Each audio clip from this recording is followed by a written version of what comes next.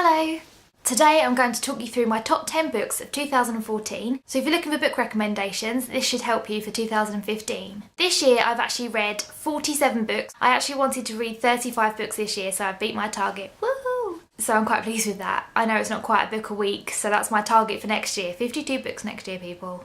I'm gonna do it. Number 10 on my list was The Elite by Kiera Cass. I actually have lent that to my sister, but I've got the one here which I'm going to read next. This is the third book in the trilogy, but the book that I put as my number 10 this year was The Elite, the second book in the trilogy. There's a guy who's a prince, and he is looking for his wife, future princess and queen. Loads of girls get selected out of this dystopian future. It's kind of like a competition to see who can become his wife. But the main character, America, does she actually want to become his wife? That's the question, because there is actually a love interest that she has got at home. I find it to be a bit of a guilty pleasure. The romance is fantastic. It's completely swoon-worthy. If you haven't already read it, you should definitely give it a go. Number 9 on my list was Shadow and Bone by Leigh Bardugo. This is the first book in the Grisha series. I've actually read the second book this year as well, but I didn't enjoy it as much as the first book. It's a fantasy, and I don't always enjoy fantasy, but this one I got sucked right into. It's not overly complicated. It actually reminded me a little bit of Harry Potter,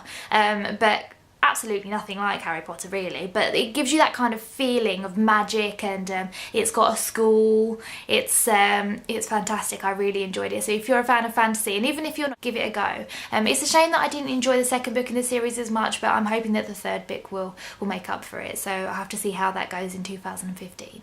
Number 8 on my list is Allegiant by Veronica Roth. So this is the final instalment in the Divergent series, and it is a bit controversial. A lot of people don't like the ending, but I really liked the ending. I thought that it was really fitting, and it's all about bravery, and I think that the ending was really suited to that. I'm not going to give it away if you haven't already read it. It's a shame it didn't quite live up to Divergent and Insurgent, but I'm excited to see what happens with the movies of this as well. I've got a really awesome signed copy.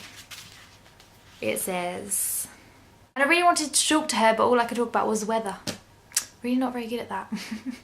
Number 7 on my list is a UK YA book, which is exciting. It is Little White Lies by Katie Dale. This is another signed copy, which I found actually in, where was it? Foyles in St Pancras, which was quite exciting. So I couldn't resist buying it, and then I'm so glad I did, because I absolutely loved it. It's actually a bit of a thriller. It's kind of like Gone Girl, but for teenagers, I suppose. It's just a bit less gruesome than Gone Girl. There's some really fantastic twists in this one that I loved, so I couldn't stop reading it. I couldn't put it down. It was a brilliant read, and I definitely recommend this to everybody. On to number 6 now, and that is Pivot Point by Casey West, which I also raced through earlier this year when I read it. It's fantastic. It's a bit Harry Potter-esque again, with people with powers that are secret to the world, and they all live in a school together. The main character, Addison, her power is that she can sort of live 2 different paths. So if she's got a really important choice to make, she can see what the outcome of both of those choices would be. It's so clever the way that it's like woven together. I've got Split Second, which is the second book in this series, the second and final book in the series,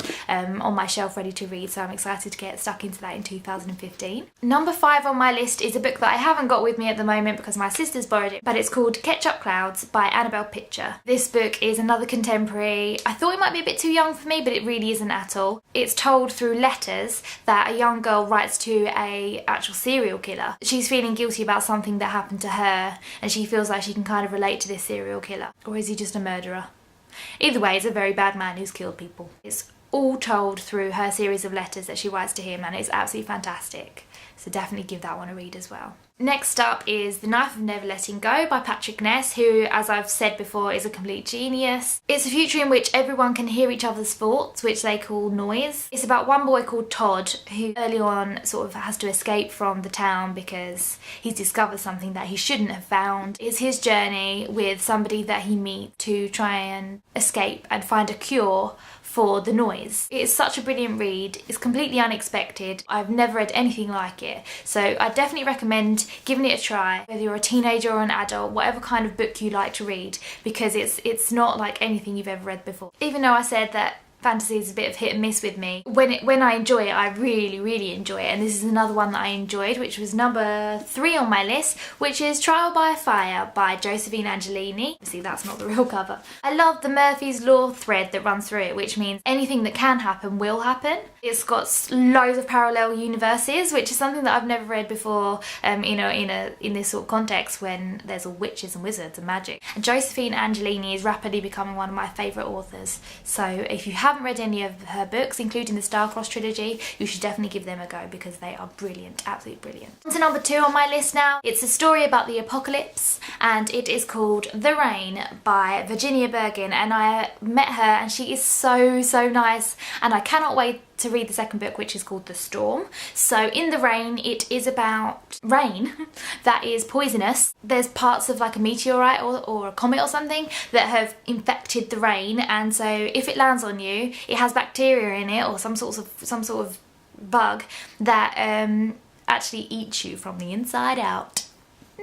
What I love about this book is that it's so funny, but it's absolutely horrifying at the same time. It is very cleverly done, and I really loved it. And this is another UK YA, so for fans of UK YA, definitely give this one a read. It is well worth it. I think it is a real treat. So it's number 2 on my list of the best books I've read this year. So finally we come to the number 1 book I've read this year, which I don't have because I've lent it to my sister again, but it is Between the Lives by Jessica Shervington, and I stayed up until the early hours of the morning finishing this book and absolutely weeping my eyes out. It is so good.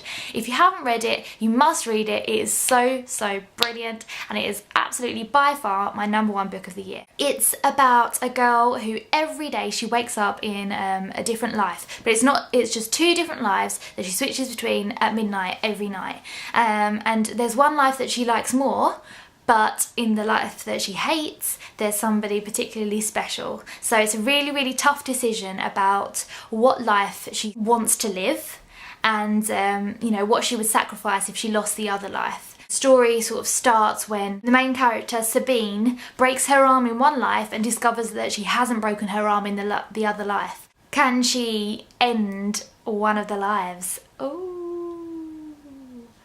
That is the story, and it is so good. You just have to read it. Trust me, read it. I've read so many other fantastic books this year, it was really hard to narrow it down to these 10. Make sure you take a look at the article that I linked to below so you can find out more about each of the books and the other books that I read this year, and which books I'd recommend for 2015 to add to your TBR pile. So thanks for watching, and I will see you again very soon.